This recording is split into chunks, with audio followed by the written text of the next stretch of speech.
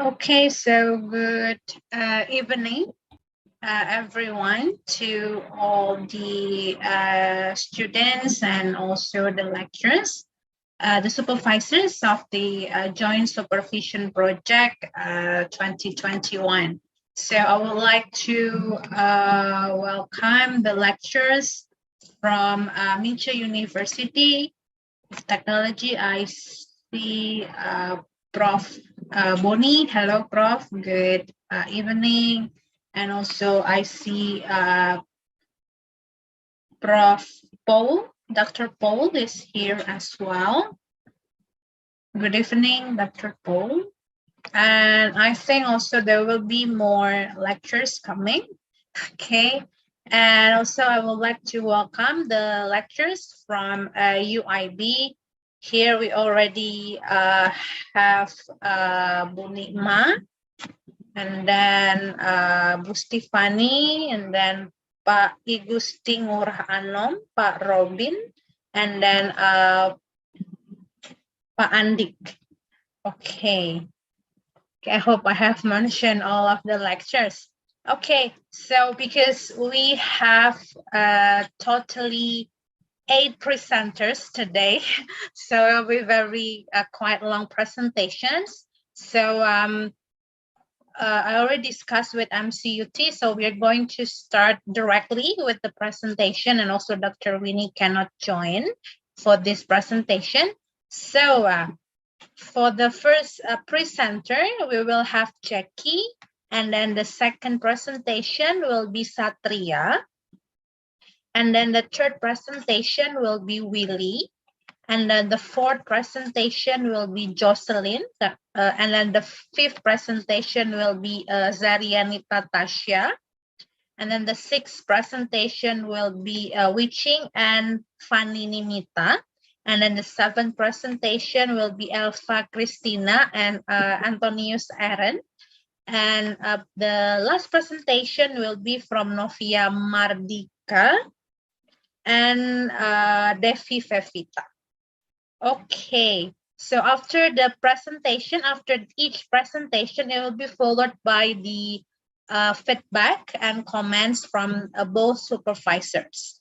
Okay, without further ado, to save the time, we're going to start with the presentation from Jackie.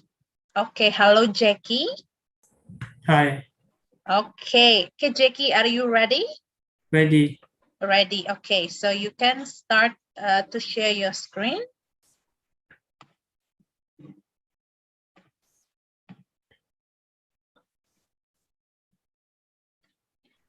Okay, great. You can see your screen. Okay. Can you see my screen? Yes, great. Okay, good evening, my supervisor, Professor Hang Xiangyu, and my lecturer, Robin, and good evening, my audience. Let me introduce myself. My name is Jackie. I'm from University International Batam. In this presentation, we are going to discuss the impact of COVID-19 on the stock return of the infrastructure sector. Next, this is my agenda. Next, this is my introduction background. First is coronavirus disease 2019 that people call COVID-19. This is several cases of phenomena appear with flu symptoms in the city of Wuhan. And everybody believes the first case is related to the seafood market in Wuhan, the capital of China, Hubei province. On 2 December 2021, Indonesia, there were 4,256,998 confirmed cases of COVID-19 and 143,850 death cases. And why I choose stock market for my topic? Because the stock market is a composite index of Indonesia. So if the stock market is not going well, it means that the Indonesia economy is not going well too. Next, this why I choose infrastructure for my sector, because infrastructure sector affected by the COVID, such as several infrastructure development projects in West Java. So several projects have been temporarily delayed because the budget has been diverted to the deal with the pandemic COVID in the province of the West Java and other provinces too. The per 2020 APBD budget was allocated around 1,657 trillion, but after being refocused and several budget shift for direct expenditure, the remaining 23.9%, the budget is used for only a few projects, mainly for the road construction and improvement. Next, this is the research hypothesis. The research first one is Abdullah M. Arwadi, Khalid Asafi, and Ahmad Awidahi and Salah Ahmadi. The year of the research is 2020, and the country is Kuwait. The research variable is growth in total confirmed case and daily growth in total death. The research growth in total confirmed case is significant negative on stock return. This is based on the research showing that stock market return decreased when growth in confirmed case is increased too. And daily growth in total debt is significant negative on the stock return because this is seen based on the research showing that stock market return decreased when growth in debt increased too. And other research is same of the Abdullah M. Awardi too. So we will next for the, this is my research model and hypothesis development. Growth in total confirmed case and daily growth in total debt is my independent, and stock return is my dependent. Return and trading volume, ESG exchange rate is my variable control. Hypothesis one, daily growth in total confirmed case has a significant negative effect on the stock return. Hypothesis two, daily growth in total debt has a significant negative effect on the stock return too. Next is methodology. Data collected from 57 companies that has been listed on the Indonesia Stock Exchange from 2 March 2020 to the 30 June 2021. And the data was collected 26,244 data per variable. Stock return, trading volume, and ESG composite is collected from Yahoo Finance. This is the link of the Yahoo Finance. The data of COVID-19 is collected from the website of Indonesia website. This is the link of the website. Data analysis is carried out to manage data research into information so that it's easier to understand and provide benefit. It's descriptive statistic, OLE test, numeric test, multicollinearity test, and autocorrelation test, heterodacity test, and coefficient of determination test, F test and T test. The research analysis process uses a testing application in the form of the statistical package for the social science, people called SPSS. Thank you for my presentation.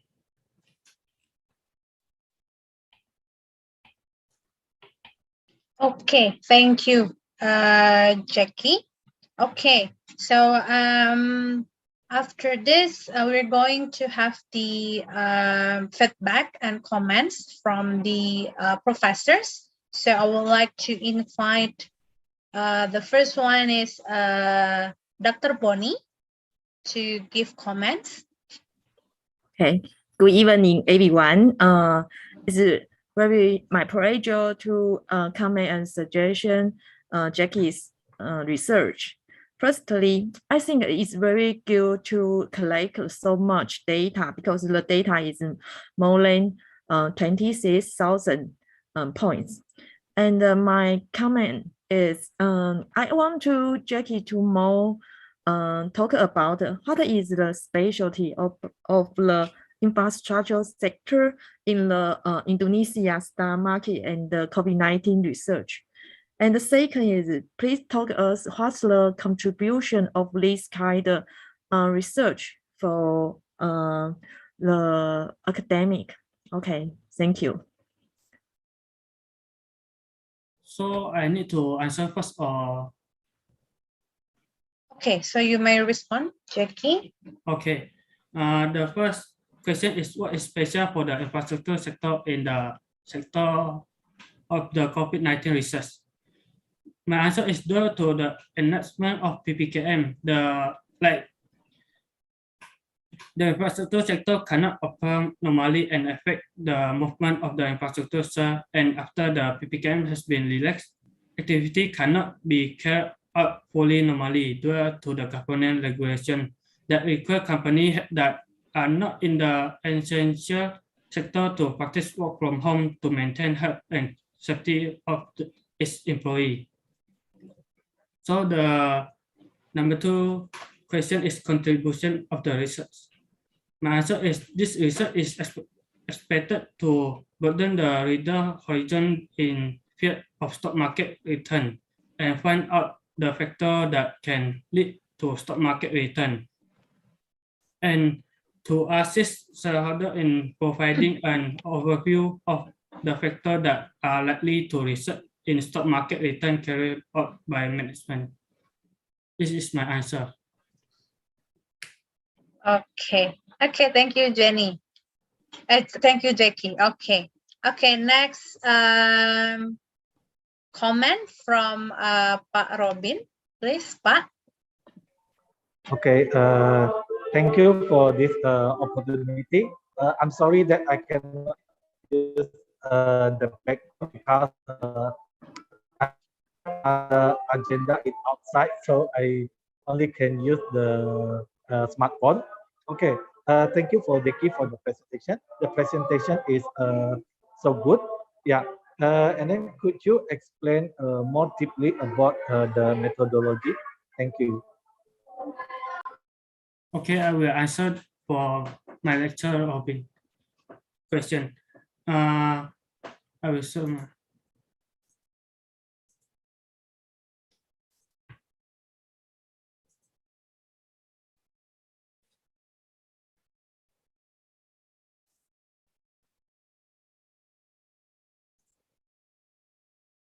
my methodology is descriptive. First is descriptive statistical analysis, are method related to collecting and presenting data so that they can provide useful information.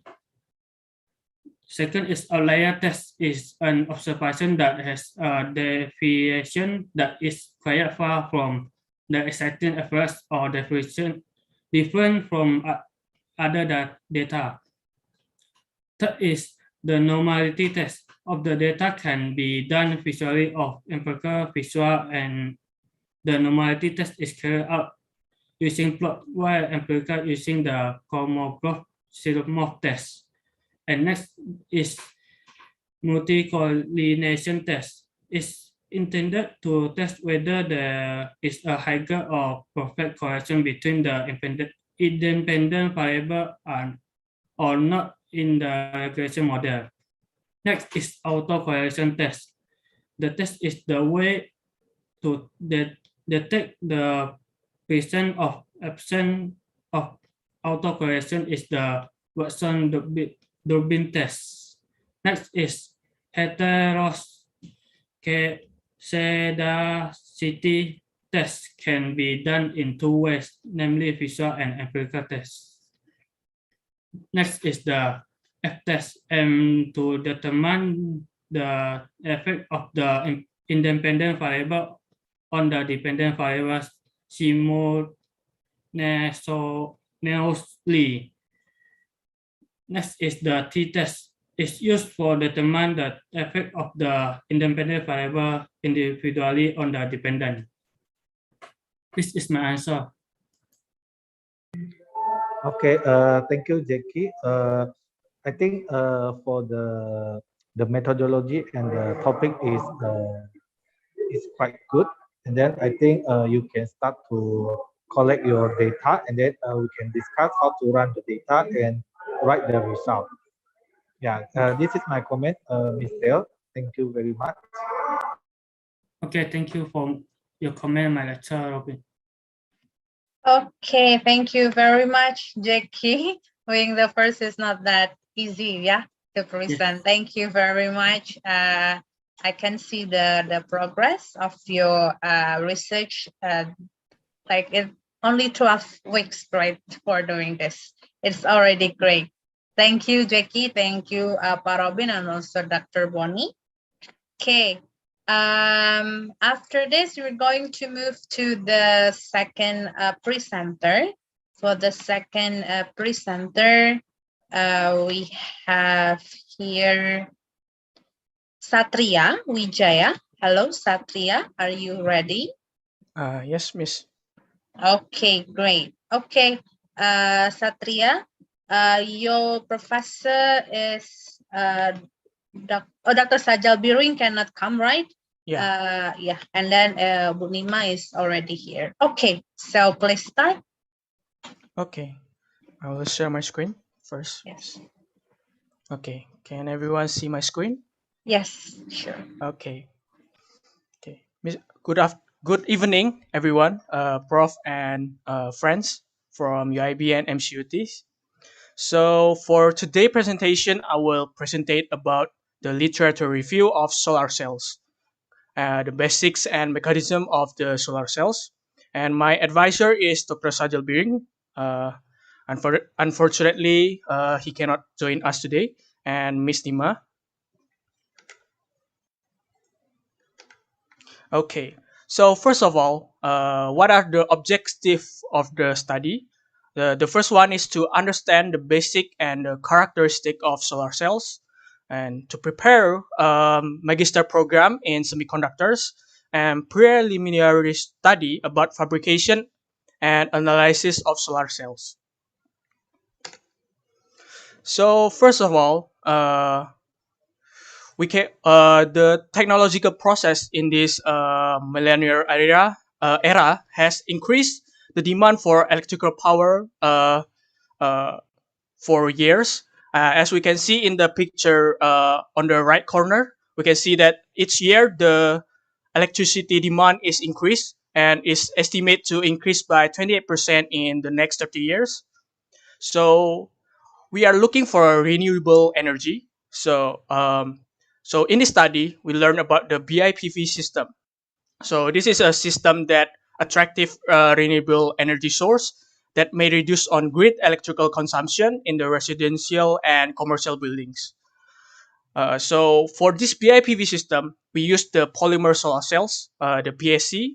So it has gained tremendous research interest due to the improvement in its efficiency, and then the PSC is fabricated by low-cost process and is suitable for the roll-to-roll fabrications.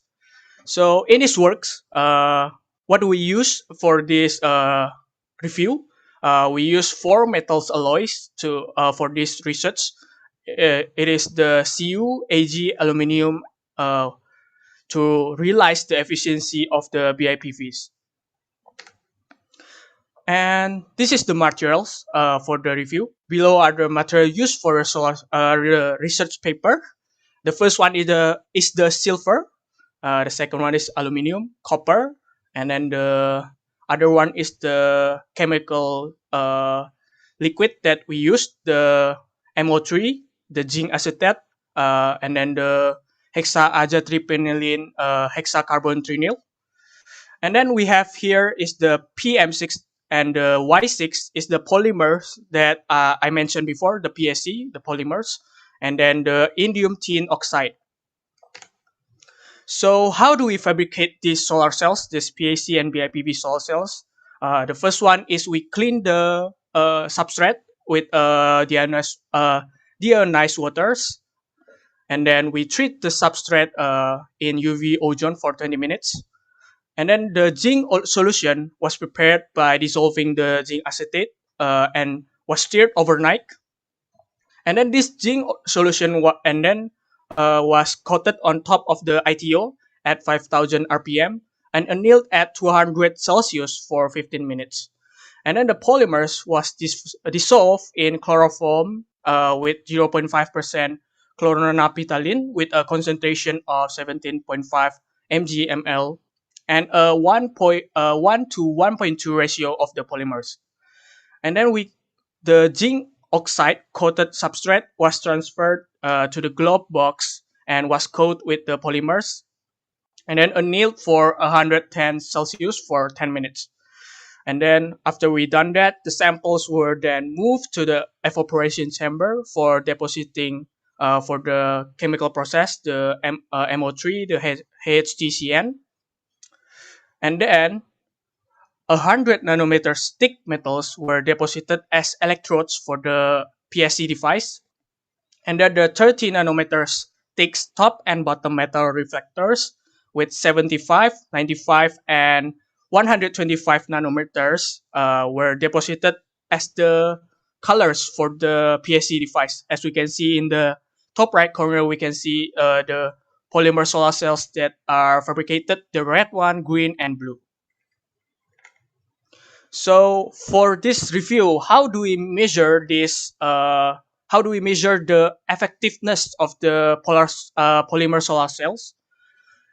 The first one is we measure the density voltage plot of the device. We use the Enlight-Tech solar simulators. And then for the external quantum efficiency, the AKE was measured using the Enlight QE system. And then the seed resistance of metal electrode was measured by a 4-point probe measurement system from Quatec 5601Y. And then the ultraviolet and visible were measured using the UV visible spectrometers, the JASCO 700. And then the morphology of the thin metal films was observed using an AVM from Bruker Innova. So what do we have for the result and discussion after we have this review? So as we can see in the pictures, the A part is the conventional structure of PSC device. So this is the conventional structure for solar cells. And then for the B pictures is the structure of the proposed review in this research, because we use the 4 metals and polymers. And then for the C pictures, we have the photograph taken by projecting one sunlight from the solar simulator to the cell that we have produced. And then we capturing it on a white paper, and we have the reflected and transmitted image. So for the 4 PSC, we fabricated using opaque, the 0 nanometer HTCN, and the blue one is 75 nanometers, and the green one is 95 nanometers, and for the red one is 125 nanometers. Okay, so in front of you is 4 charts. So from this 4 chart, what we can see, the best one is the bottom right corner. Why? As you can see, we can see this. We have the blue, the red, the black, blue, green, and red, and the black one is the reference. So what we want from the chart is for the blue, green, red has to be close, similar to the reference. So as you can see from the other chart, the reference was not similar to the blue, green, red. And for the chart for the ALAG based PSC is very similar. So that is the best chart we have for the current density. And after we make the films for the PSC, we can see in the A1 is the surface morphology of 30 nanometers AG, and the B1 is the CUAG, and the C1 is the ALAG thin films. So we can see for the ALAG is very smooth for the thin films, so it is the best we can have for fabrication this PSC. For the conclusion, so after we discussed, the LAG based colorful device outperform all the other device, even the AG based one, achieving the PC is 13.62%, 13.3%, 13.43% for blue, green, red device, respectively, resulted from higher GSC, VOC, and fill factors. The smoother surface also increased the reflectance of the film, resulting in an increase in the current density of the device. The LAG-based colorful devices exhibit not only higher cell efficiency, but also better color purity as revealed from the narrower VWHM of the transmission peaks. Therefore, the proposed highly efficiency colorful PSC saw high potential as BIPV in aesthetic application. And then this study enhanced my knowledge about solar cells, which will become my research topic in the master degree. And this is the reference that I use for this literature review. That's all for the presentation. Thank you everyone for listening. Thank you. Okay, thank you very much, Satria, for the very great presentation. Okay, so I would like to invite your supervisor, Bu Nikma. Hello, Bu Nikma. Hello, Miss. Okay, so please give comments or suggestions or feedback. Okay. Good evening, everyone. Before I give my comments, I need to explain that this topic already presented Satria in front of Prof. Biring, right? So and also Prof. Yeah. Biring, Prof. Biring also already gave his comment to them, to Satria, so he can improve what he want to improve. Okay, my comment in this in Satria topic, because this topic is actually the topic that prepare for his study in master degree, not the final project. So I think it's good for Satria because it's enhance his knowledge about the semiconductor, especially about solar cell. So for the master degree, Satria must be more learn about the semiconductor, like OLED, organic semiconductor. And for your final project, you must be finish the final project soon, so you don't has, what do you say? So you don't have any different thought about the final project, so you can focus in your master degree when you come to Thailand. In Taiwan. Okay, that's all, Miss Theo. Thank you. Thank you, Ms. Nima. Okay, thank you, Satria, for the presentation. Good luck for your final project, also for your master degree. Yeah. Thank you, Miss. Okay, thank you. Okay, so now we will move to the third presentation. Still similar to Satria from electrical engineering. We will have Willy Andreas. Hello, Willy. Hello, Miss. Okay, and we're going to have your supervisor is Pak Andi and also Professor Yan Chen, but I think Prof. Chen is not here. Right. He said that he will join the meetings. Yeah. Okay, so let's see whether in the middle of your presentation, probably she will. He or she. I'm sorry. He will join. Let's see. Okay. Shall I start now? Yeah. Sure. please. Okay. Good evening, everyone. My name is William Andras, and for the Taiwan, for the friends from Taiwan, you can call me Liu Junsheng if you cannot spell my name. And my project in this joint supervision is designing a safe deposit box prototype using a face recognition system using a convolutional neural network. So during this 12 weeks, I'm guided by two advisors. The first is Dr. Chen Yanzhen, and the second is Mr. Andy Yulianto.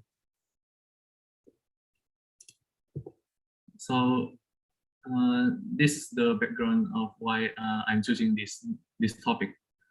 So as you can see in the picture on the left side, there are three types of safe deposit box, and these three kinds are usually commonly found in the market. So the first, we have the one kind that use a key. The second one is the type that use the PIN or the password, and the third one is it is using some kind of combination.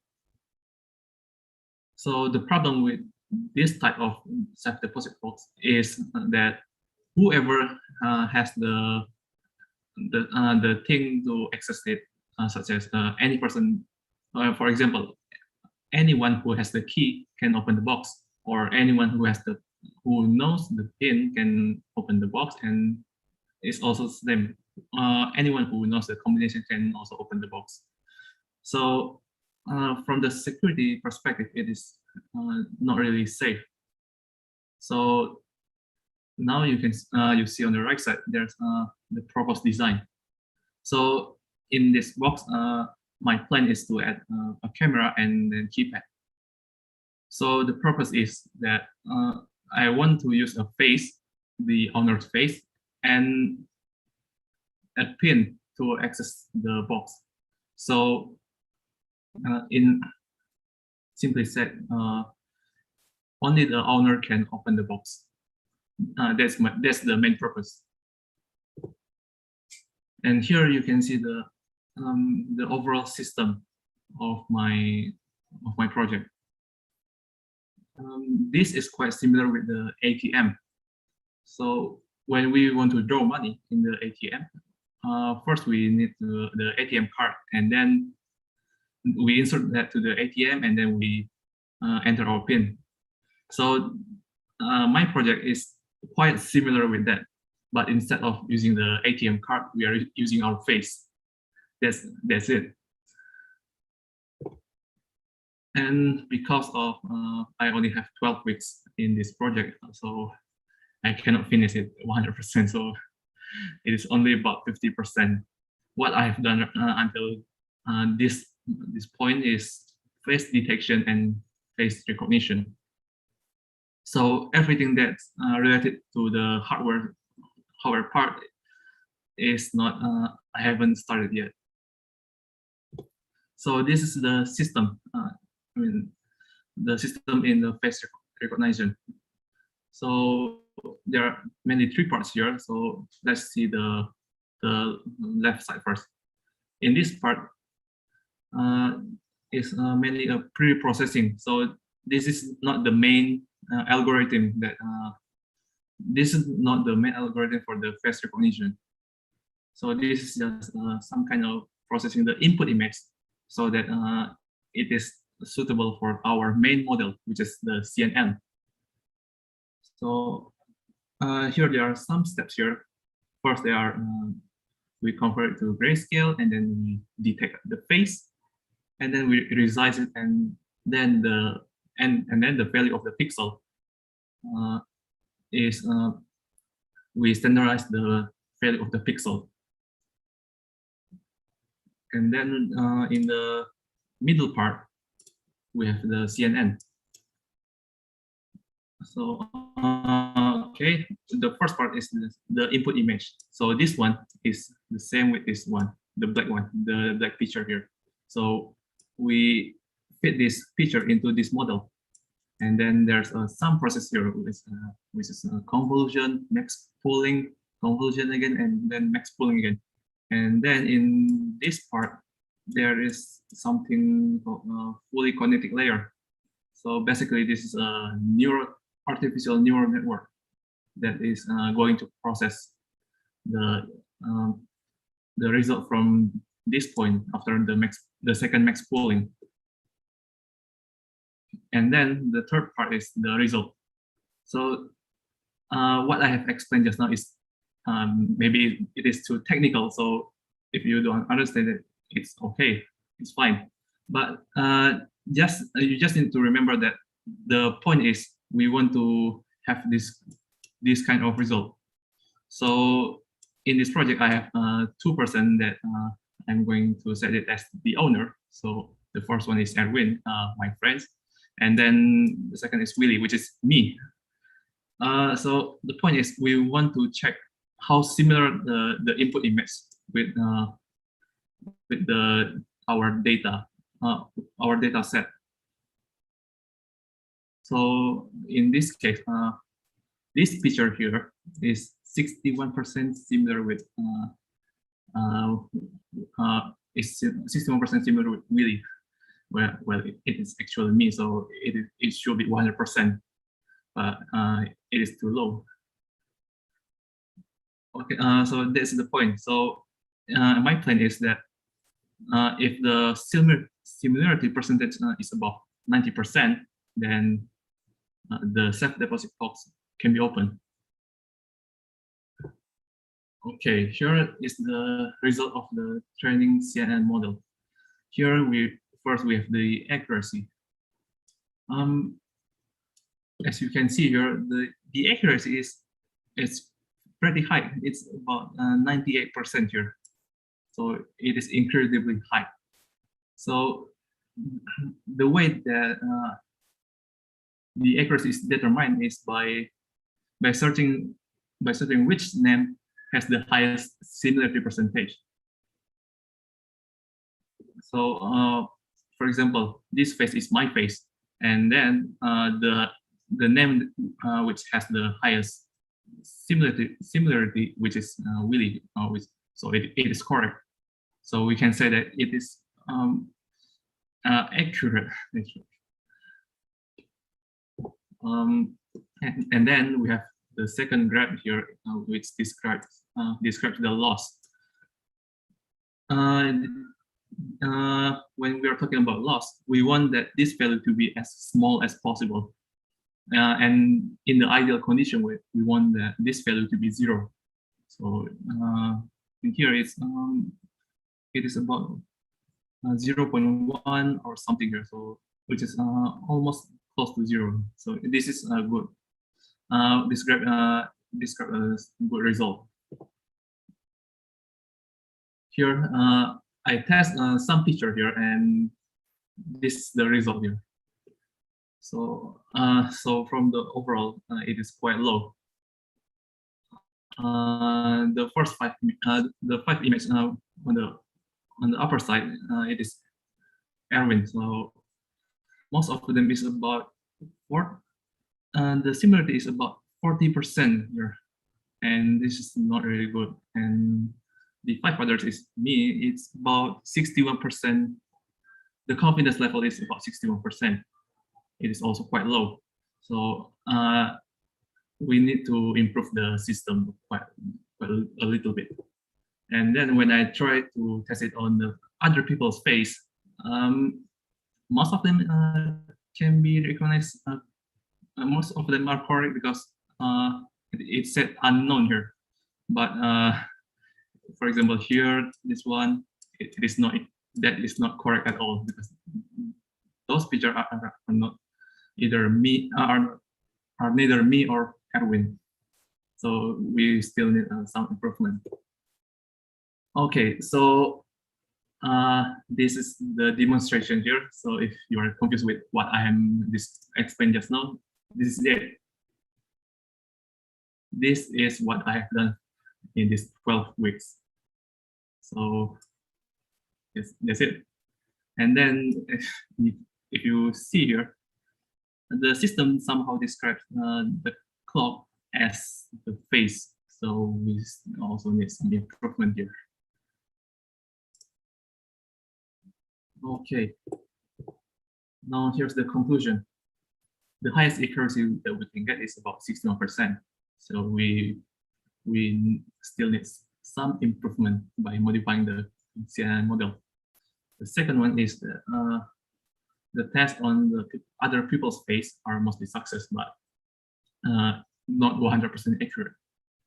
The third one is the next step is on this project is to implement the CNN model to the Jetson Nano, or this Jetson Nano is basically it is a mini computer. So we need to implement this on the Jetson Nano for accessing the set deposit box. Here's my reference, and that's all I can present in this meeting. Okay, thank you, Willie, for the great presentation. Okay, it's okay if you haven't finished your project. Okay, but you already did a very good job. Thank you. Yes, and I already see that Prof. Yan Janchen is already here. Hello, Prof. Okay, so Prof. Yan Janchen, so please give feedbacks or comments to Willie presentation.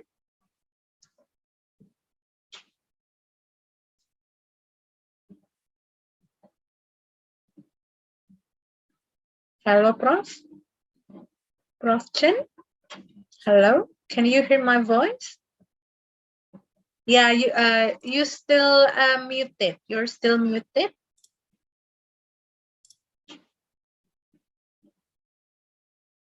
Hello, Prof. You are still muted. 陈老师麦克风。 The microphone, please unmute.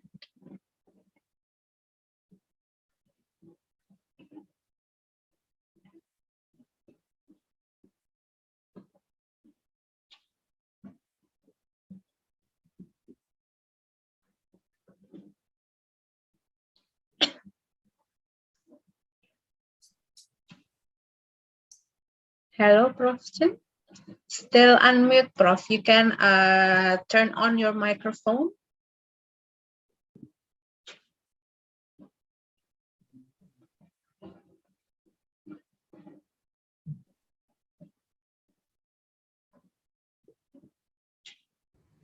Sorry, can you hear me?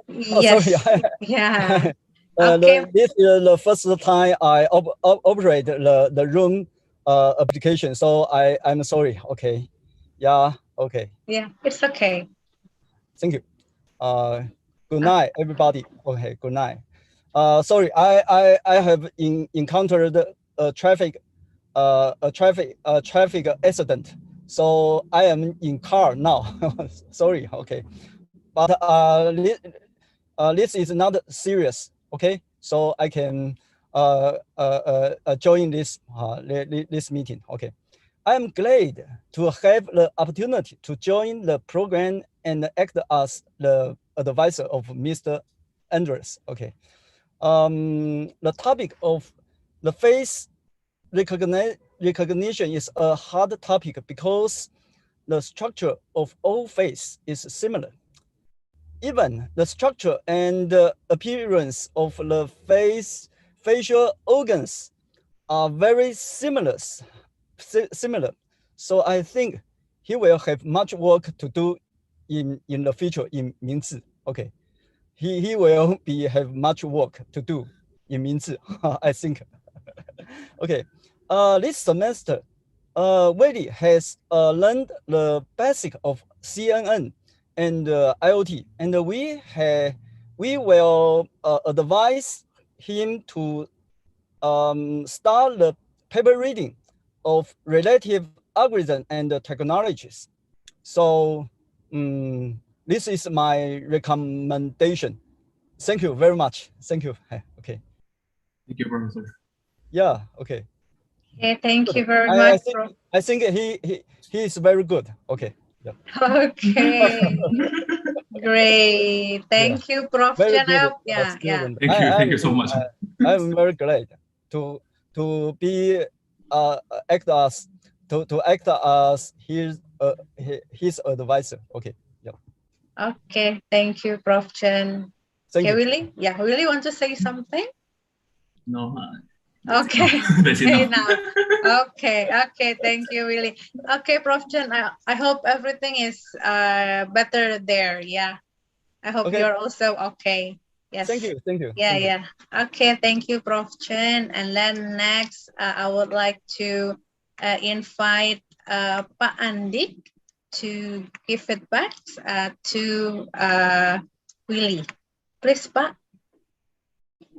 Okay, thank you, Ms. Dale. Can you hear my voice? Yes, Pak. Yes, okay. Okay, thank you, Prof. Chen. Well, I think we already discussed about the project before with Prof. Chen and Willie. I just want to remind Willie about some points here. The first one is about the similarity percentage problem or the accuracy problem. Maybe you can try to increase the number of training data sets, as you have mentioned in the conclusion, or maybe you have some modification to the model, like you can try to change the activation function that fits to the problem that you want to solve. Or you can try to change the number of layer as well. So maybe you can see into the presentation, yeah. Okay, and of course I suggest Willie to proceed to implement the model using JSON Nano and start to build electronic part or the hardware part as soon as possible, so we can give the best result as well. Okay, thank you, Mr. Theo. Okay, thank you, Pak Andik. Okay. Any response from Willie? No? No, No, I think already clear. Okay, okay. I'm exhausted from this Okay, project. good luck. Good luck. We Thank you, believe that Miss. you can do it. Okay, thank you, Willie, and also Pak Andik. Okay, so we're going to, yeah, thank you, Pak Andik. Thank you, Prof. Chen, for supervising Willie's project. Thank you very much. Okay, thank you. Thank you. Okay, so Willie, you can stop sharing. Okay, stop sharing. Okay, done. Okay, then. Thank you. Okay, so we will move to the the fourth presentation. The fourth presentation will be from Jocelyn. Jocelyn is from the Civil Engineering Department and applying for Safety, Health, and Environmental Engineering. Okay, Jocelyn is already. Okay.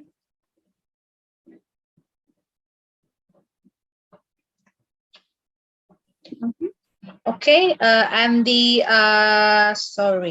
supervisors are Dr. Jung Mingwu and also Bu Indra Stuti. For Prof. Jung Mingwu, if I'm not mistaken, the professor cannot come, right, Jocelyn? Yes, Miss. It's okay. So I will be with Bu Indra Stuti. Okay. So Jocelyn, time is yours. Please maximize. Okay, great. And then please slideshow as well.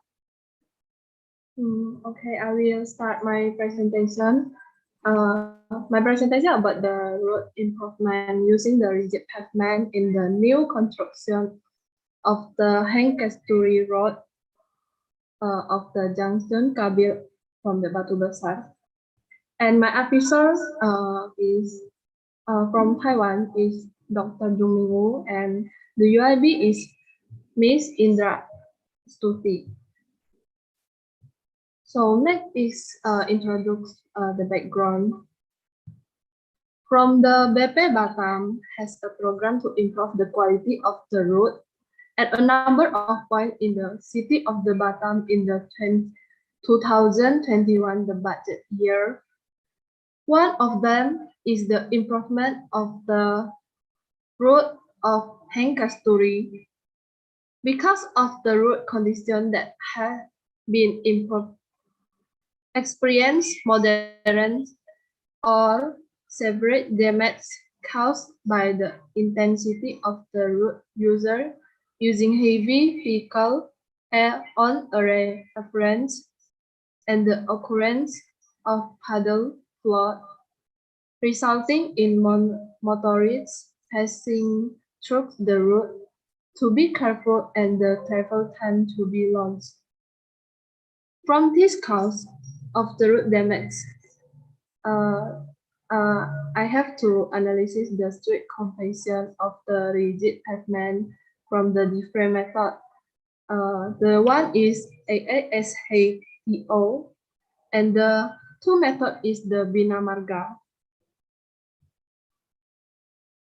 This is my research purpose, is knowing the strength of the material and the thickness of the rigid pavement, and the method of the Bina Marga. The second is knowing the type of the rigid pavement and the strength of material and equipment that will be used in the field at the time of implementation. And the benefit as a guide for student is analyzes the strength and rigid pavement thickness entering the workforce, and to find out how important it choose the right material method in handle rigid pavement work. So what is a rigid pavement? The rigid is cement concrete road pavement, or generally called the rigid pavement. Consists of the cement concrete slab as the foundation layer and the sub-base layer or non above the subgrade in rigid pavement construction. This picture is about the layer of the rigid pavement. This concrete pavement is rigid. So the method AASHTO is one of the method development by the American Association of the State Highway Officials. The rigid pavement design uses the following parameters: the traffic analysis, including design life occurrence, daily traffic, annual traffic growth, vehicle damage factor, and equivalent single axle load, and the terminal serviceability, initial serviceability, serviceability loss, reliability, normal standard deviation, CBR, and the reaction modulus of subgrade, the modulus of elasticity of the concrete, and function of the compressive strength of concrete, pressure strength, and the last dry neck convenience. And the method of the Bina Marga, we have to cement concrete pavement must also fulfill the function that support planning. That function are reducing stress that occur on the subgrade, and the capable of overcoming the effect of swelling and shrinking and decreasing strength, subgrade, as well as weather and environmental influence. So this is a method of collecting the data. The one is observation, the method. We have go to the location and we look and we observation to the project site. And the second, we have collect the data with the library study method from the reference from report and literature book relate to the reading of this report. So this is a method planning rigid above the pavement. About the road improvement, this is based on the method.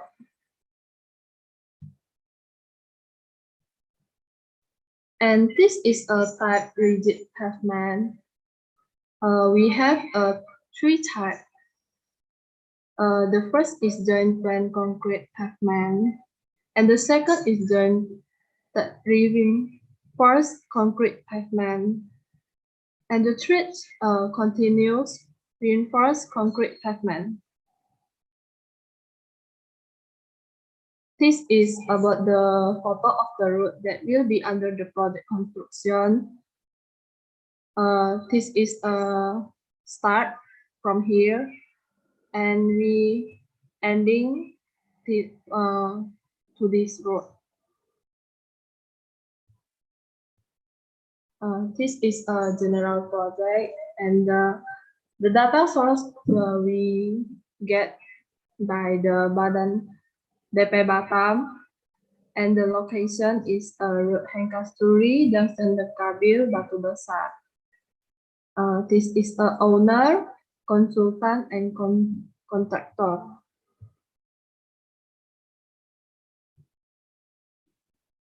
Okay, this is all my present, and thank you all. Okay, thank you, Jocelyn, for the very good presentations. So I would like to invite the supervisor, Bu Indra Stuti, to give feedbacks and comments to Jocelyn. Okay, thank you, Mrs. Theodosia. Good evening, everyone. Jocelyn, as I said yesterday, I think you need to have a previous research on this similar matter, because you didn't mention any research, a previous research. I think this is not the first time to check the rigidity of the pavement, because you will employ the ESTO method and the Bina Marga method, right? So I think this is not the first time to test the rigidity of this pavement. So you need to have a previous research on a similar the pavement. I think this is not the first time. So you have to check the previous research for the pavement in the same, I think the same material. This is the first. And then the second is you did mention any laboratory facility. I think you will need this facility to check the ESTO method, because you will check the CBR of the pavement, right? You will test the rigidity, and you will need to have to check the CBR of this pavement. So two things that I think you have to add on your research. The first is you have to find the similar research, a previous one, because this is not the first time to check the ESTO method and the Bina Marga method. And then the second, you will need a laboratory facility to check the CBR. You did mention any method, laboratory method on this, your methodology that you will propose on this, your research. So I think you will need these two things. I think that is my my comment on this research. Thank you, Mr. Theo. Okay, thank you, Bu. Yes, any response from Jocelyn? I don't have any response. Thank you. Okay, so you need to complete, yeah, based on Bu Indra Stuti's suggestions. Okay, thank you, Jocelyn, and I also hope that you already got feedbacks as well from Prof. Jung Ming Wu, yeah? Yeah. Yeah, okay, thank you, Jocelyn. So you may stop sharing. Okay, for next presentation, this is the 5th presentation. So we're going to have presentation from Zarianita Seftiana Tasha Safira, quite a long name. From Tasha, yeah. Hello, Tasha, are you ready? Okay, ready, yeah. Okay, so you can open your camera, please. Okay, for Tasha, the supervisors are Dr. Jung Ming Woo and also Pak Usmanul. Okay, so for Dr. Jung Ming Woo, so he cannot come. So later the feedbacks will be from Pak Usmanul. Okay, so please, Tasha. Okay, can you open your camera? Okay, so it's okay if you cannot put the virtual background. Just take it out, just put it up, and then we can see your face. It's okay. Just turn off the virtual background.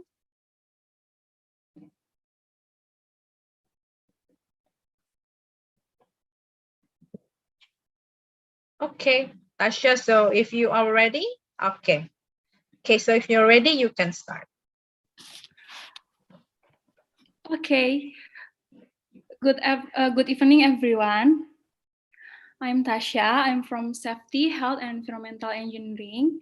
Now I want to oral presentation my joint supervision. The title is Damage Analysis and Calculation of the Structure of the Soil Retaining Wall South Pier Batu Ampar Batam. Okay, in this slide, explain the background South Pier Batu Ampar Batam. At first, South Pier Batu Ampar Batam function for serve passenger and cargo, but it's turned out not used. It is accordance with the function which has been planned. They use South Pier Batu Ampar Batam for loading and unloading goods. So this is the problem which is make the South Pier Batu Ampar Batam collapse. The South Pier Batu Ampar collapse because the first calculation is not accordance with the use. So this project will be fixed the South Pier Batu Ampar Batam and will be used for loading and unloading goods. As you can see on the slide in the picture, show how the South Pier Batu Ampar Batam are collapsed. Okay, next slide about problem formulation. The first problem formulation is what factor caused the South Dock collapse, and the last problem formulation is how working methods are used in repairing the South Pier. Next slides about the project general data. Project location located at Lumba Lumba Streets, and search of funds from PNBP. It means non-tax state income. BP is government agencies, and the project goal is repairing the South Pier Batu Ampar Batam, which was built in 1972.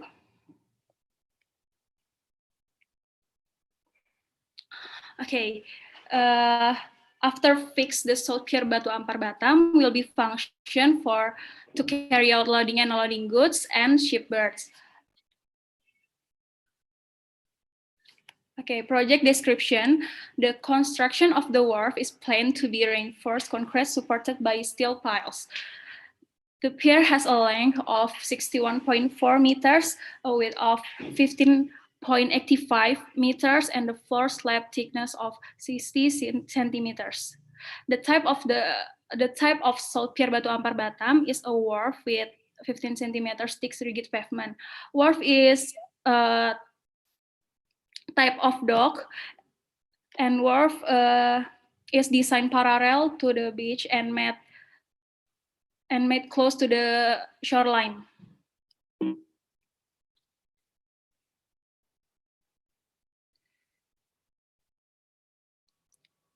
Okay, the South Pier Batu Ampar Batam are collapsed and result in first leakage sheet pile, so that there are voids in the wall that cause subsidence in the foil, and tie rod break, so that the pier wall is unable to withstand the lateral load of the soil. And last, this damage resulted in the operation of loading and unloading activities at the port decreased by 40%.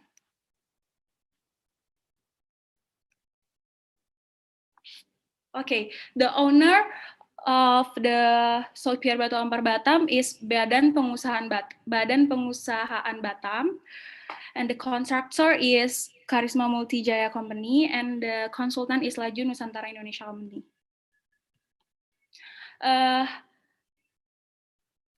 The Salt Pier Batu Ampar Batam use SPP methods. It is steel pipe pile methods. This is the step. Step 1, pipe is plugged and driven into the ground, and step 2, put the pipe on top of the previous pipe, and step 3, the push the pipe until find hard points. Okay, this is my oral presentation. Join supervision for me. Thank you for listening. Okay, thank you, Tasha, for the very good presentations. So I would like to invite Pak Usmanul to give feedbacks and comments for Tasha's presentations. Sorry, Miss. Pak Usmanul can. Oh, Pak Usmanul cannot join. Yeah. Okay, but I think I saw him joining. Maybe he left again. Okay, it's okay. But I heard that Pak Usmanul and also Prof. Jung Mingwu they already gave you the feedbacks, yeah. So you already presented your projects in front of them. Okay, thank you very much, Tasha, for joining and also for presenting. Yeah. Okay, I hope. Sorry. Good luck for your project. Okay. Next presentation. Okay, so the 5 presentations are from the 3+2 students. Yeah, they will do a 3+2 program to Mingche University of Technology, Taiwan.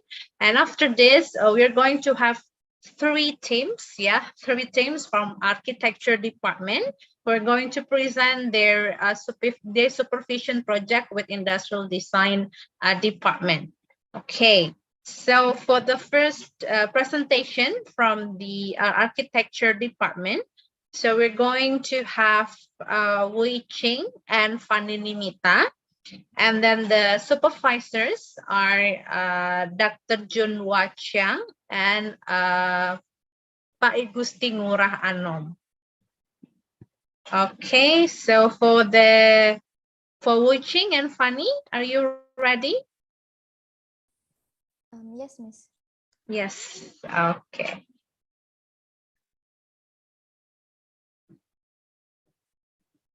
Okay, can you see my screen, Miss? Still loading. Okay, already. Okay. Good evening, everyone. My name is Fanny Mita of Architecture Study Program from UIB. Today, I will present my final design with the title Sunshape Furniture. Okay. My instructor by Professor Chun Hwa Chiang and Professor Igusti Ngurah Anom Gunawan, STMRs. Okay, the next is table of contents. This is the table of contents, and next, introduction. Okay, design should be a solution for a problem. The design that I have is to be a solution to improve development economy in Batam, Indonesia. With the COVID-19, the economic in Batam also has downward impact. But in the furniture industry, we have engagement because of all the people must stay at home and they will use more furniture in their activity. So this can be opportunities for furniture industry. We can start from make a furniture with low-cost designs and environmentally friendly designs using recycled plastic and reclaimed wood to be a main material. Thus, we can reduce damage to the earth. Next, this is the design thinking. The first one is Shanshui painting. Shanshui painting is a type of Chinese painting that depicts the natural scenery of mountains and rivers as the main body. The second one is puzzle concept. Jigsaw puzzles are typically composed of two-dimensional tessellating interlocking pieces. Each piece has a small portion of an image printed on it, so that when the puzzle is solved, a completed picture is formed. Next, this is the sketching progress. I have sketched 2 chairs. One is chair with backrest and another one is without backrest. Next, this is a material that I use. The first one is recycled plastic. Plastic recycling is the processing of plastic waste into new and useful products. Polyethylene terephthalate or PET resin is used for various of applications such as packaging, industrial parts, and seats. PET has excellent characteristics such as high transparency, high mechanical, and excellent gas barrier properties. Common application in soft drink, water and salad dressing, and mask. The second one is reclaimed wood. Reclaimed wood is an umbrella term used to define wood that has been previously logged and used for building or other projects. It can also be referred to as recycled timber or reclaimed timber. Recycled wood or greener wood is a material made of wood fiber and plastic mixes with heating and fusion injection molding. So this is my final design. The right one is chair with backrest, and this chair has 2 designs. One is single chair and another one is double chair. The left one is chair with backrest, and the left one is chair without backrest. This chair can stand alone and can also merge with another with paddle system and become a long bench. Next, this is a component breakdown. The material I used to make this chair is VPC wood for the leg and seat area, and the wood part of the seat area represent land object from sunshine painting. And the blue one is PET resin that represent river element from sunshine painting. When this chair get merged with the other, the river element of the chair will be connected and form a long river. Next, this chair is a prefabricated chair. It will use 2 systems for build up to join the seat and the leg of the chair. I use double joint system. As you can see from the picture, and to combine the 2 legs of the chair, I use cross half joint system like this. This is double joint and this is cross half joint. Okay, next, this is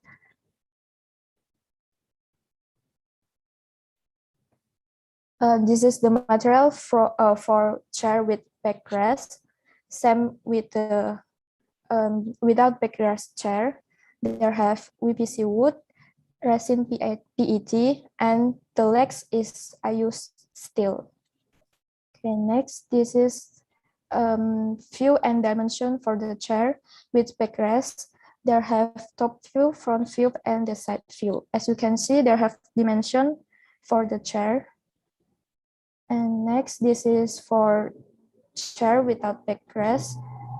Same, there have top view, front view, and side view. And the last, this is a visualization, usage visualization. This is for chair without backrest, and this is for chair with backrest. And thank you. Okay, thank you, Fanny, and also Wei Chin for the presentation. So I would like to invite the supervisors. I'm sorry, Miss. And Yes. Wei Chin have another PPT. Oh, I see. Okay, please, Wei Chin. Okay, I will share my screen now. Can you see my screen? Already. Okay. Good night, everyone. So today I'm gonna presentation about chair design inspired by Le Corbusier. So the instruction is there are Su Hua Jiang and then Igusti Ngurah Anum Gunawan. So the introduction is design is not just about making things look appealing or just usability or even just delight. Is it about taking product from being usable to delightful and then beyond that to meaningful? Every company, every team has their own understanding of what design is and what the role of designer should be. Within the user experience field, there are so many specializations within design role: interaction designer, visual designer, information architect, motion designer, prototype, and this role can have overlap with other domains such as marketing, architecture, industrial design, or even just design. So in my design for chair, the characteristic of my chair is golden ratio. So the golden ratio has many other names. You might hear it refers to as the golden section, golden proportion, golden mean, p ratio, square cut, or defined proportion. They all mean the same thing. Using the golden ratio when designing furniture will enable you not only to produce a pleasing wall, but also to ensure that all of the constituent parts, such as door panel and drawers, are fundamentally related. Designing something with perfect proportion is rarely possible in the real world. So this is how to use golden ratio for interior, or use it to chair, furniture, or you can use it in here. As you can see, this is tea trolley. So this is my favorite architect, Le Corbusier, or whose real name is Charles Edward Jarnot, is a Swiss architect. So Le Corbusier is an expert in modern design theory. It's also contribute to a better life in densely populated environment. His buildings are spread across Europe, India, Russia, and America. So this is masterpiece of Le Corbusier. So I take Chaslow LC4 to be my inspiration. As you can see, it's Chaslow chair. So design thinking, I just combine from this chair to be this chair, and then to be a Chaslow chair. So this is the sketching process. So this is my first sketching, and then this is the final sketching. So the material that I use is, the first one, I put the motif in my chair. So the philosophy is motif decorated with awan larat. Commonly used and gilded decoration system, luck will come closer, cheerful, and sorrow will disappear. So this is motif from Batam.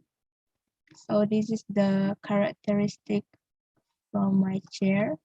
So the another material is black steel is manufactured as seamless, which make it a better type for a gas transportation.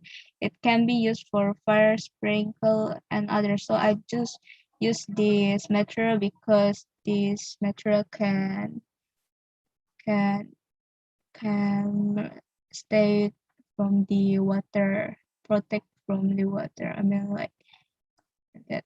Okay, ironwood, and I use another material like ironwood, or it called kayu ulin, also known as bullion or ironwood, is typical Kalimantan plant that is often used as building material. So I use this because this can use it on this chair. So this is my design idea. You can see the top side and then the front side. So this chair, I use the steel and then the wood, and how to make the chair is like make the steel body first and then put it the wood by piece of this. So this is, I use the side view, and I use the golden proportion for this chair. So the size of Chaslow is, the height is 45 centimeter and the width is 65 centimeter. The diameter is 3.5. So I apply this chair into the piece. So this is the human figure for the chair. So this is my reference, and that's all. Thank you. Okay, thank you, Wei-Ching, for the presentations. So for Fanny and Wei-Ching, so you will have feedbacks from your supervisors. Here, I would like to invite Dr. Paul. Hello, Dr. Paul. Hello, everyone. Hello. I'm so happy to have this opportunity to work with Fanny and Wei-Ching. Yeah, actually, we have done a lot of design research on both inspiration. I think I would like to talk about the project itself. Actually, we try to looking for some inspiration from the master designer. So I think Bunny is looking for a sunset painting. It takes some characteristic from the sunset painting and transform to the design. And the Witchy, he take look the master decomposier. I think his main feature is the golden proportion, and I think she also done a great job from the golden proportion to golden spiral and transform to the chair, the lounge chair she has designed. And I think both of you have done a good job. And I have some question for both of you. The same question.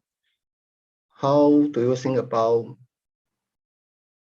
how you take the intangible philosophy from the master to the tangible product? So how's the process? How you feel about the process? Do you understand my question?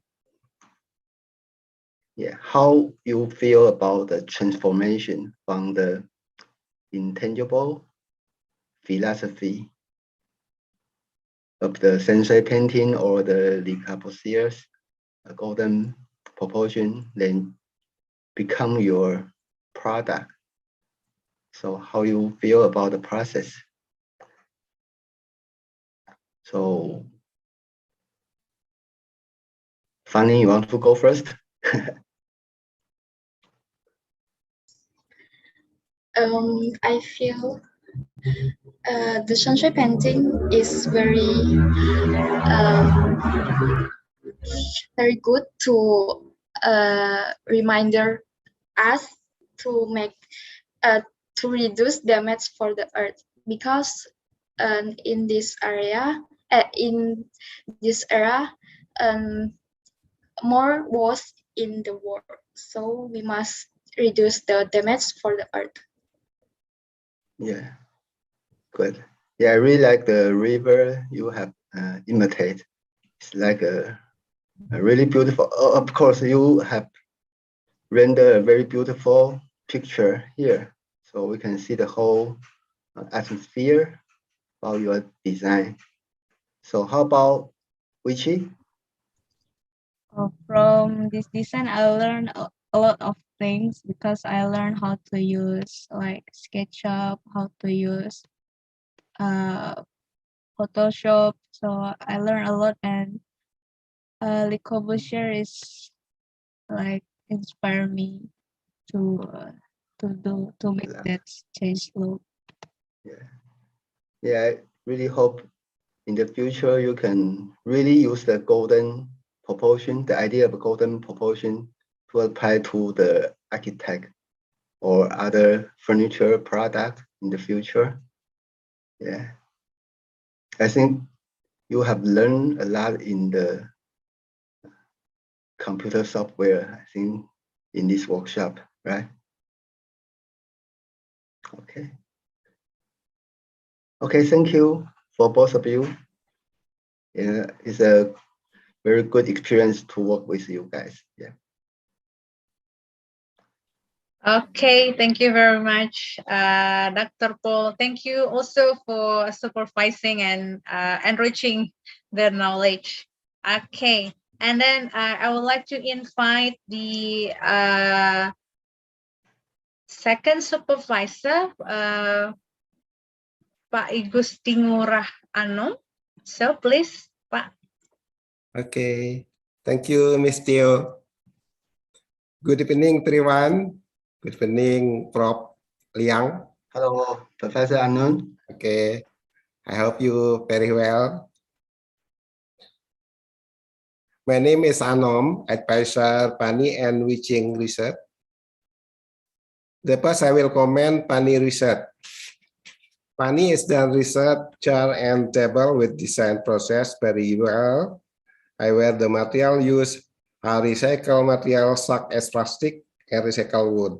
Very good to empowering waste and protecting the environment from garbage in Batam. Pani can be equipped with a type of pine used as finishing and research methods. Enriching research,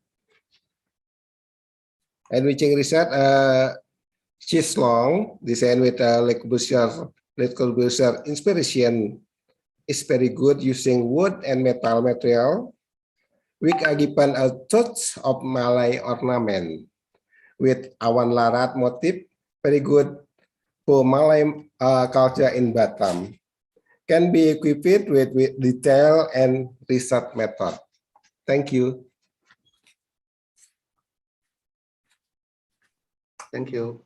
Yeah. Okay, thank you, Pa Anom, for the feedbacks. Okay, so thank you, Fanny and Wei Ching. I believe that you already worked hard for this 12 weeks.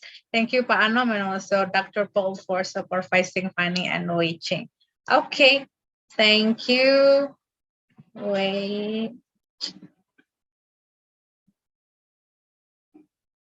Okay, so for next presentation, we're going to invite Alpha Christina and Antonius Aaron, and their supervisors are Dr. Chung Min Yang and Pahendro Murtiono.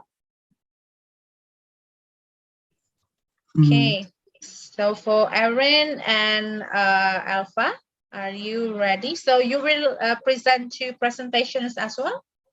Yes, true. Yes, okay, great. So Aaron will start first. I will share the screen, and our presentation actually both of us will present on the same presentation. Okay, great. Okay, please. Okay, thank you for the time. I will start sharing my screen.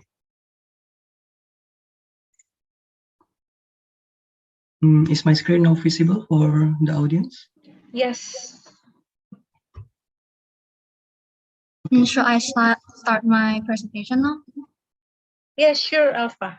Okay, good evening, lecturers and professors from both Mingzhi University of Technology Taiwan and Universitas Internasional Batam, and all audiences attending our presentation agenda.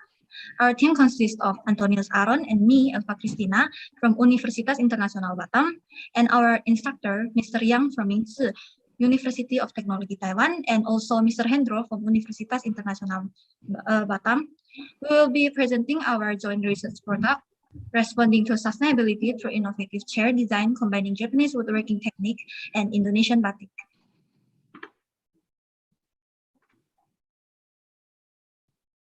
So our presentation will cover from introduction, inspiration, sketching process, showing process, evaluation process, and our final design.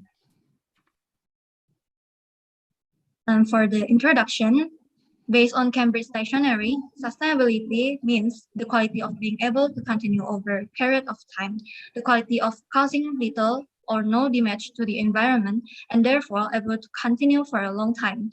The Sustainable Development Goals are the blueprints to achieve a better and more sustainable future for all made by the United Nations. So why is sustainability important? The world is at a turning point, and the decision we make today will be felt by the generation that come after us.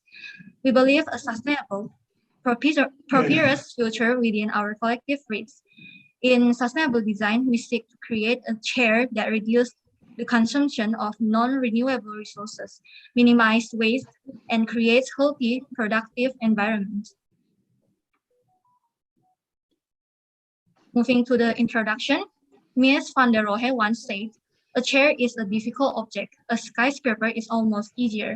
The chair presents an interesting design challenge because it is an object that disappears when in use.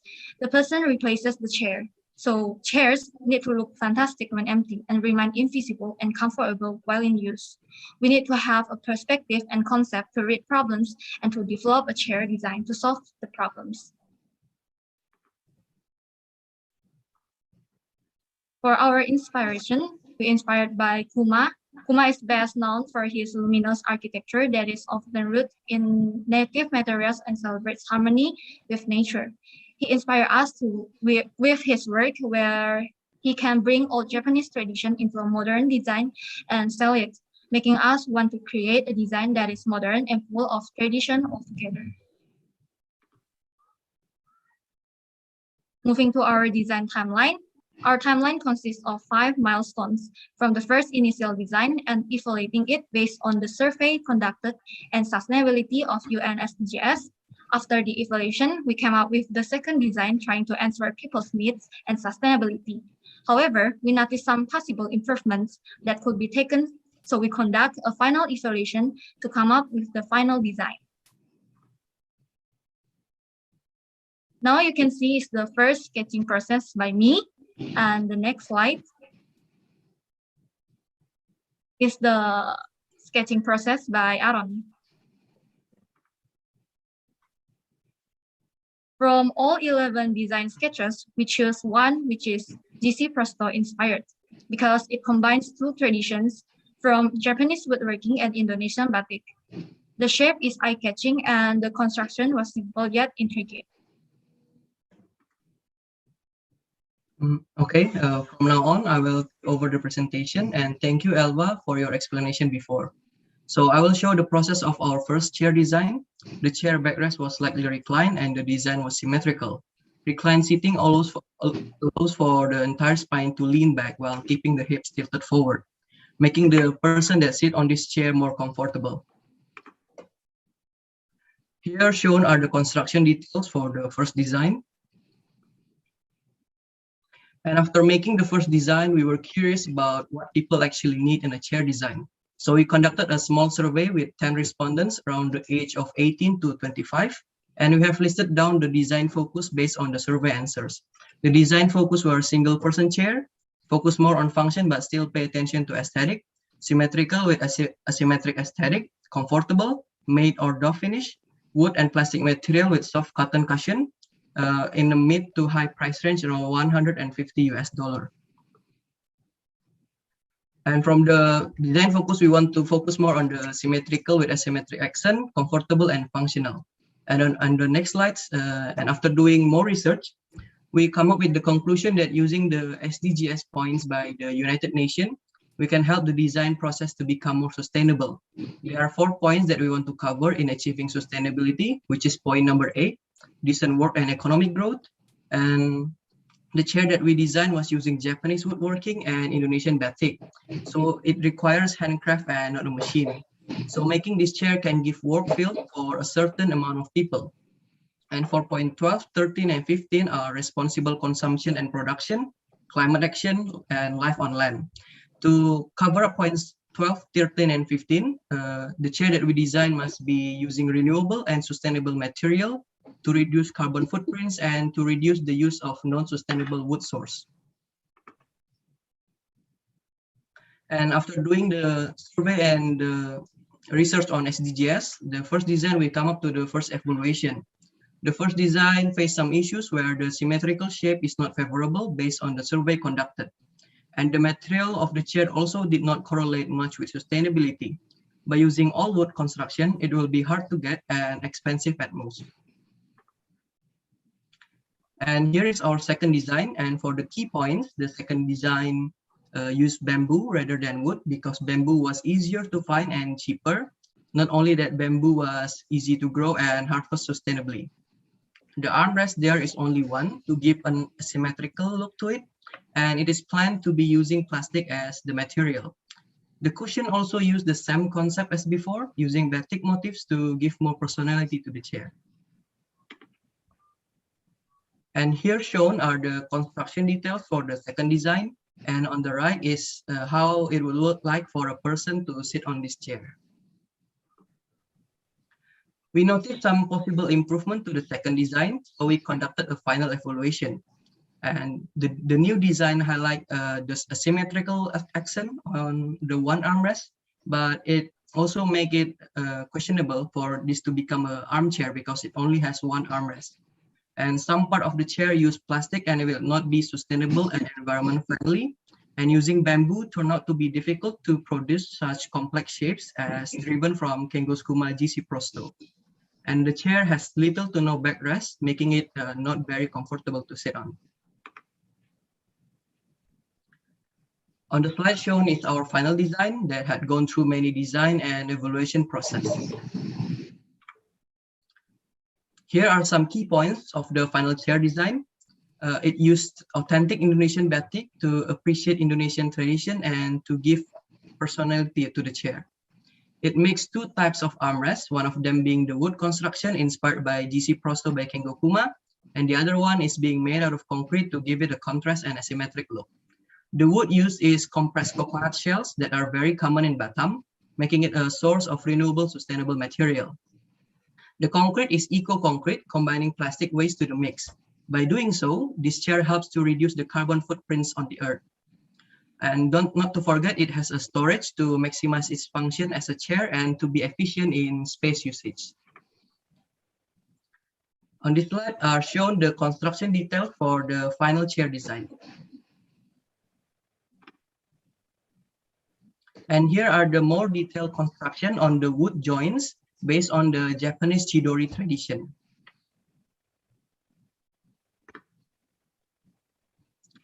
Here shown are the components breakdown for the chair.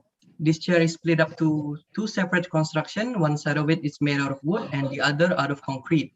On the wood side, we use compressed coconut shells as there is a lot here in Batam. The coconut shell is considered a waste, but we can use it as a substitute for wood. On the concrete side, we use sustainable concrete made from a mix of concrete and recycled plastic. The cushion for the chair is made out of authentic Indonesian batik to further expose Indonesian culture to the world. The support beam for the construction can be seen in the middle. For our conclusion in this project, we start from 11 design, but we only choose one, and the design was chosen to answer a sustainability effort in a project design for the Earth's environment. Our main goal in this project was to make a chair that does not only satisfy us, human, as the user, but also to serve the environment by making it sustainable. This project and the chair design have gone through many processes of sketching, thinking, and evaluating. And after all, this chair design we proudly present as a human and environment comfort chair. In this slide is shown our reference for this project. And here are some honorable mentions for the design that we have made through this joint research program with Mr. Yang and Mr. Hendro. And that's the end of presentation.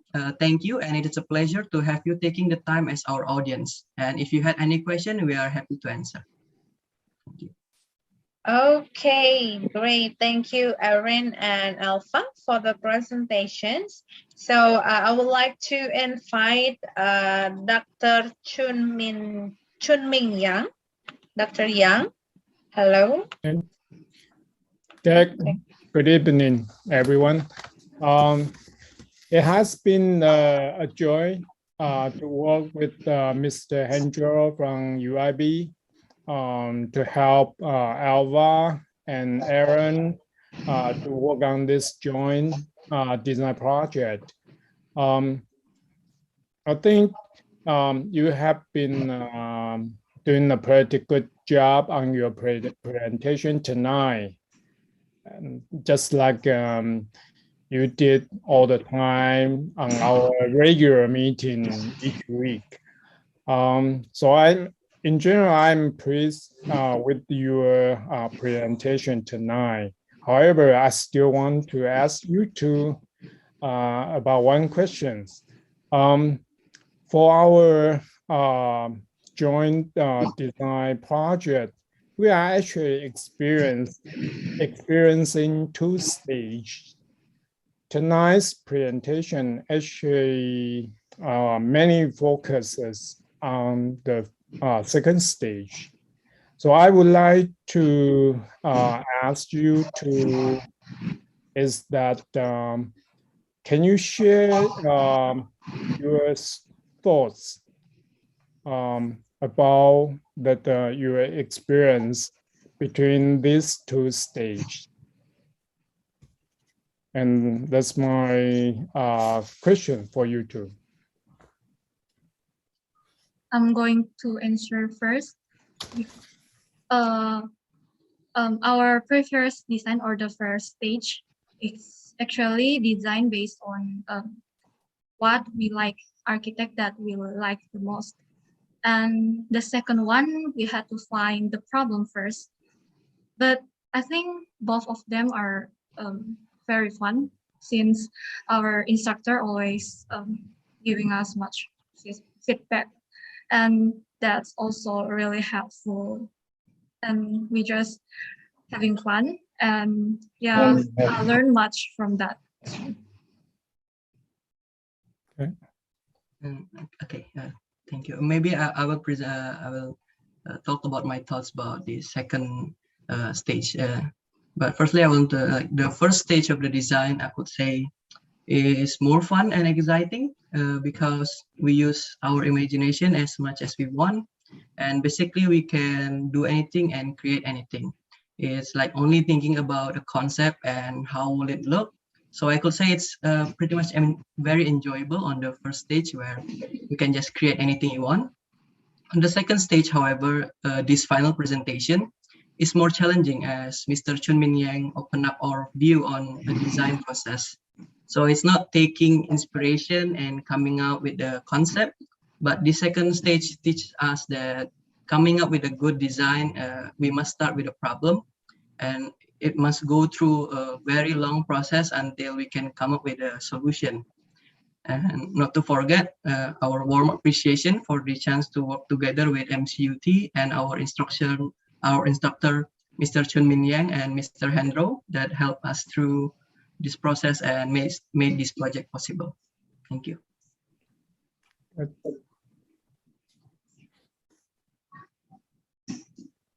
Okay. Okay, thank you, Dr. Chun Min Yang, for the feedbacks, and also thank you, Alpha and Aaron. And I would like to invite as well Mr. Hendro to give comments and feedbacks to the presentation. Okay, thank you very much. Good evening, Mr. Yang. Good evening, all audience. Mr. Yang, you speak more than 10 minutes, yeah? So I have only 2 minutes rest. Okay, thank you.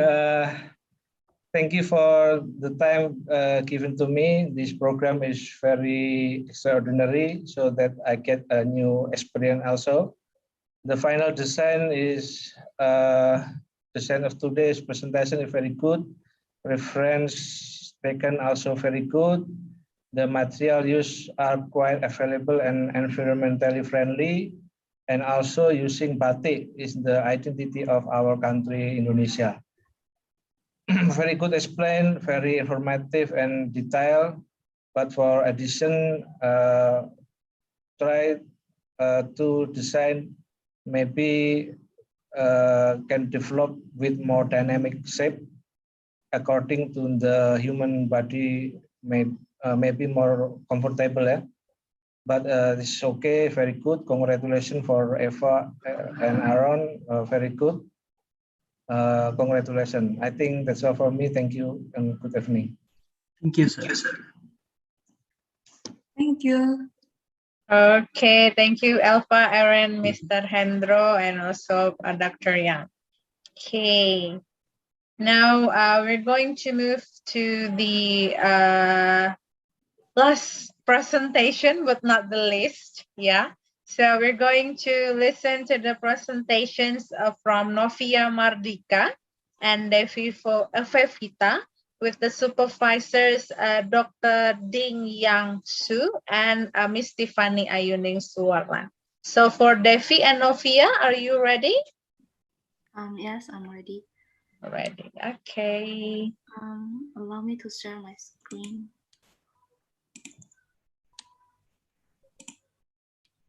Is my screen visible already? Already. Okay, thank you. So, good evening, everyone. In this meeting, we would like to present our analysis and our design. Our team consists me, Novia Mardika, and then my teammate Davi Vivita, and our lecturers are Dr. Xu and Miss Stephanie. So who is Ludwig Mies van der Rohe? Ludwig Mies van der Rohe was an architect and a pioneer of the modern architecture style. He rose to prominence in Germany as an architect before moving to the US in the 1930s. His final project was the National Gallery in Berlin, complete in 1968. He passed away on August 17, 1969 in Chicago, Illinois, after a short illness. His famous aphorism is "less is more" is still widely used today and influenced many young architects. Next. His architectural style encouraged the separation of the exterior and interior, removing the feeling of being enclosed and allowing for maximum flexibility in spatial configuration. With subtle, classical, and coast, Rowe's style is perfectly proportioned, exquisite, and costly. His desire for pavilions and skyscrapers were known as skin and bones due to their conservative use of industrial material, rigidity of structure, and transparency. So these are views of Rohe's work. The first one is SR Crown Hall in Illinois Institute of Technologies in Illinois, United States. And then the second one is Martin Luther King Jr. Memorial Library in Washington, United States. And then Neue National Gallery in Berlin, Germany. And then the next one is 860 until 880 Lakeshore Drive in Chicago, Illinois, United States.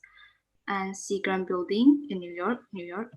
And then Farnsworth House, Illinois, United States. IBM Plaza in Chicago, Illinois, United States. Barcelona Pavilion in Barcelona, Spain.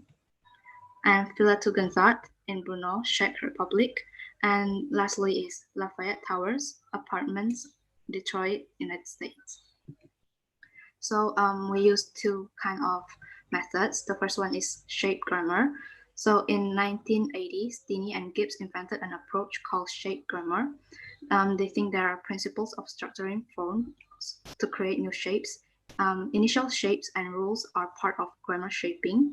The application of the initial shaping and the shaping created the prior rule application to form the design.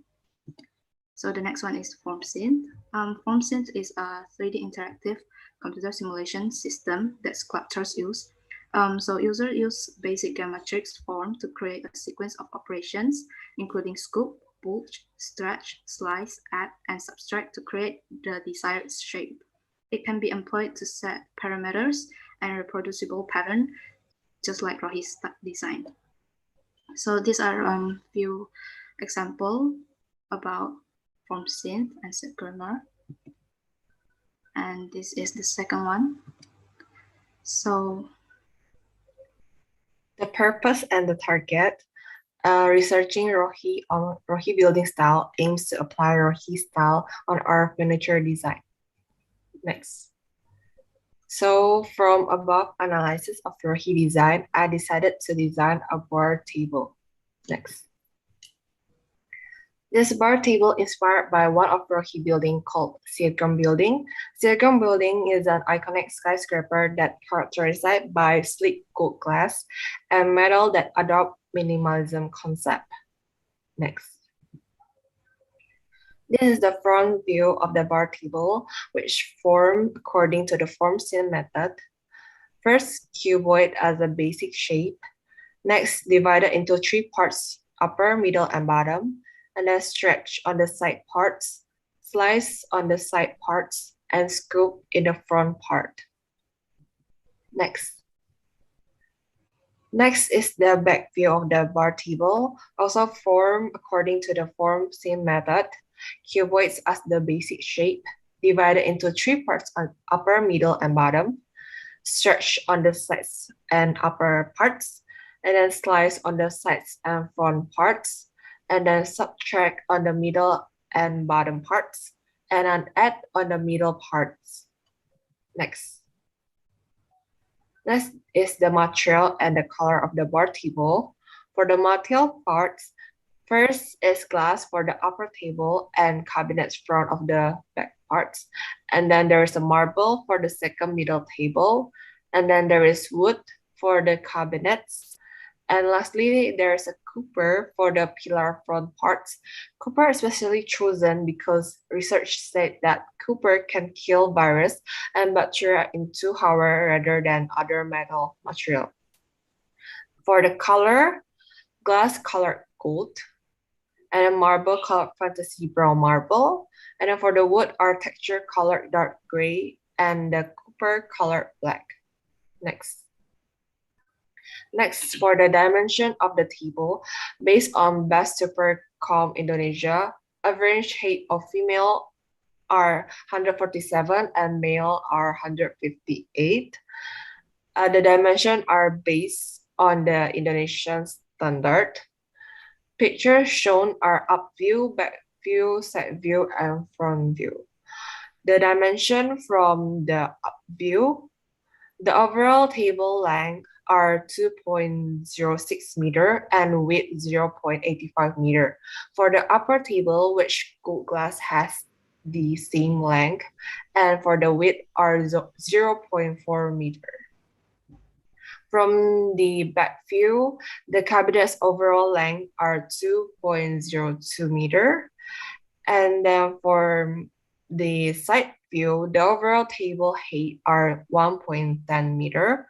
The upper table part had 90 centimeter height, and the bottom table had 90 centimeter height. Next. So this is the final rendered design of the bar table.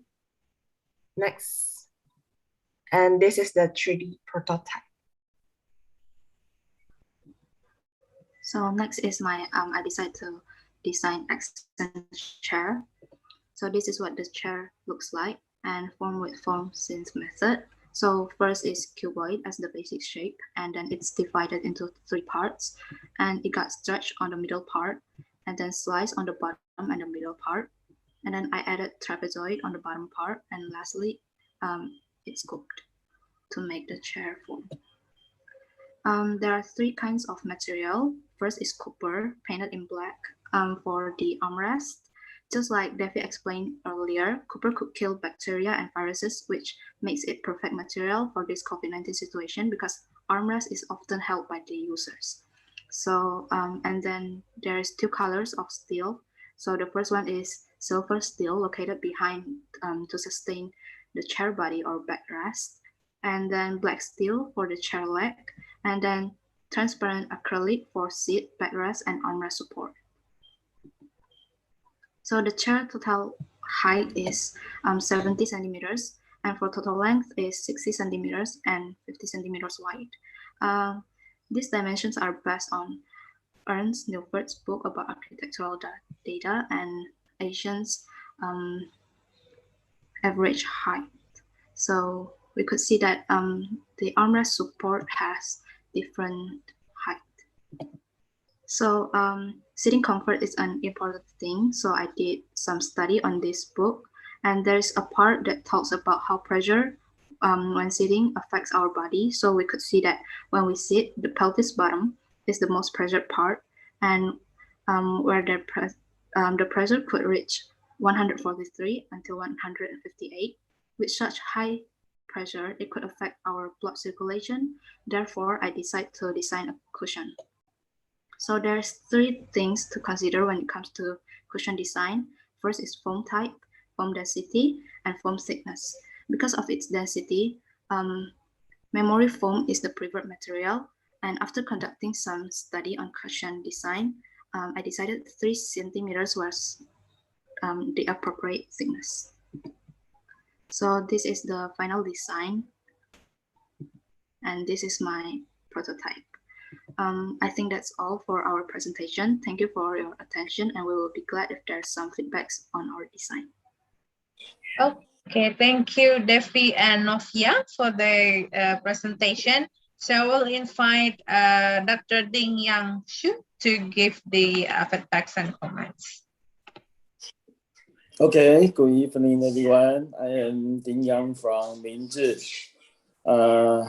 First of all, I have to say that this programming is a very good opportunity to contact with two students and a very good opportunity to contact with two school, two country, and the two department. That's a very nice contact. And I also thank you to teacher Stephanie. I learned a lot from her. Yes, thank you. I think not only students learn a lot, but also me also learned a lot. I really appreciate all of your efforts. As the student says, we try to reconstruct Van der Rohe's style. Van der Rohe is the modern reasons pioneers. So we try to reconstruct his style, and we use two ways, as they say, we use two ways: form things and shape gamma. We use these two ways to analyze his thinking. Okay. As we know, the designer thinking, we always call designer thinking is a break box. So we this time we try to open the break box. We try to find Van der Rohe's brain thinking. So we use that two ways to find a lure to transfer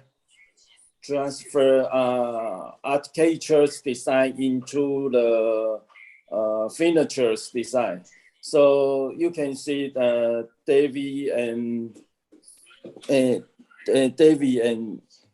I forgot the name. Novia. Yes, sorry.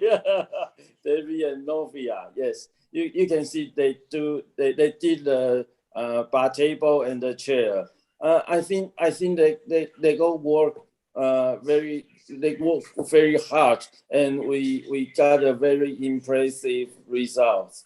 And thank you so much. Thank you.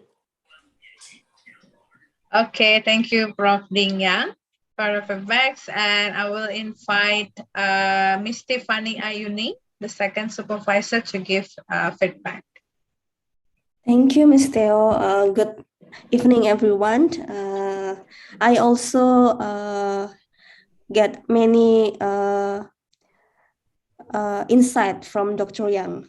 I learned a lot from him also. And first of all, I appreciate with Novia and Devi for your presentations and for your hard work.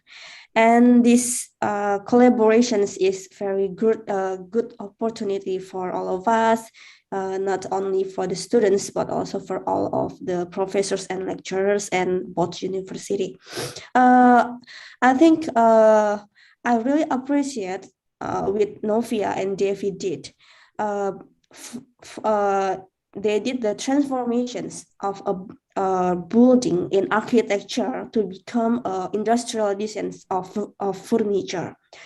I love the design process because designers cannot suddenly appear the design's form, but the first thing they have to a good design process, a good design thinking first. And I love the method that Devi and Novia did with shape grammar and form scene method. And it can create a good design process and design thinking. I think a lot of designers can make great designs, but we can't ask, did they do the design process and design thinking at first with advance? And Devi and Novia already start with a good job. And also I love Devi and Novia did. They do any research about the human body comfort, especially in human body ergonomy. They learned about any book and some research about the dimensions. So the dimension that they did is not only from the thinking or from the from their mind, but it's based on the research and based on the book. So it is really a human comfort and have a functioning for the human body. And the last but not least is I really appreciate because Devi and Novia also did a good materials. Actually for the Cooper, if we search some research about the Cooper is one of the materials can kill the bacteria effectively besides another materials. And I really appreciate because they use Cooper according to the current conditions of COVID-19. Okay, good luck for both of you. Congratulations, and I'm really proud of both of you. Thank you. Thank you, Devi, Novia. Thank you, Dr. Yang. Thank you, Ms. Theo. Thank you, sir. Thank you, Miss. Okay, thank you, Bu Stephanie, Devi, and also Novia for the project. Yeah, so everyone is, everyone already did their best. Okay, so so I think every person's already presented their projects. Okay, so firstly, on behalf of UIB, I would like to thank firstly to Dr. Winnie, also although she cannot join today, but I also appreciate Dr. Winnie for arranging this program, this joint supervision project. At first, it's only for the industrial design department, but then it expands for the 3+2 students because they cannot go to Taiwan because of the pandemic. So we also have the 3+2 students to have this joint supervision project. And also I want to extend my gratitude for sure to all the supervisors, both from MCUT and also from UIB. Thank you for spending your time to supervise and also to take care and pay your attention to the students so they can finish their project and they can present. And I'm very amazed with their final presentations today. They already did their very great job. And also for the students, you only have 12 weeks, but yeah, I'm amazed with your presentation. So congratulations for finishing your final presentations today. And I hope that some of the architecture students that they can also participate in 3+2 program as well, following your kakak class, yeah, from the I hope that the industrial design can also have the 3+2 students as well as like other departments. Okay, so before I officially close this final presentation, so I would like to invite all of you to open your camera. Okay, so we will have what is that? We will take picture together.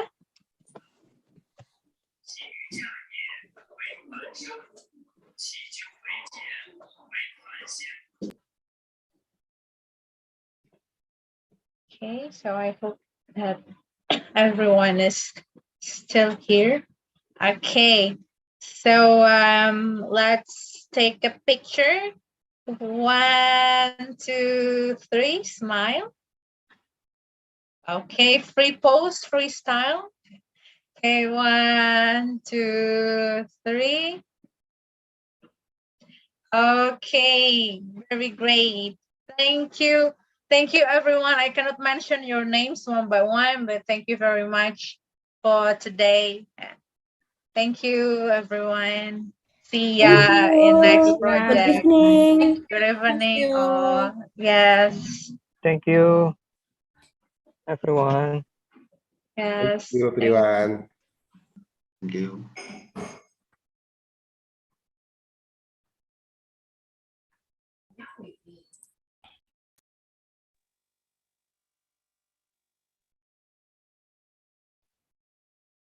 Oh, tadi nggak ada absen ya Bu Teo ya? Iya Bu, nggak apa-apa. Nanti Nggak apa-apa absennya ya? langsung, iya, karena Nggak, ya, hanya oke. lecturers dan ininya. Nanti, Oke, makasih. iya Ibu. Makasih Bu Teo. Yuk. Iya Ibu, saya juga terima kasih. Iya. Bye. Bye.